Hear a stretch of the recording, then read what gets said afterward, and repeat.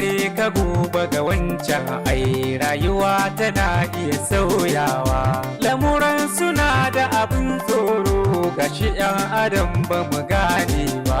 Yau gare ka gobe ga wancan ai rayuwa tana iya sauyawa.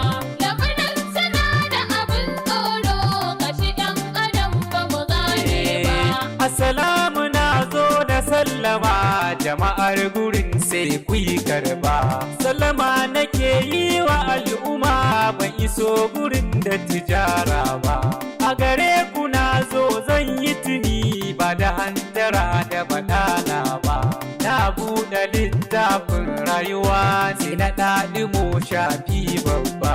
Duk wanda na ɓata ware ya yi haƙuri kar ya yi gaba. Uwa kasa ilimi sosai ka ɗauki zantukan ga kayo duba.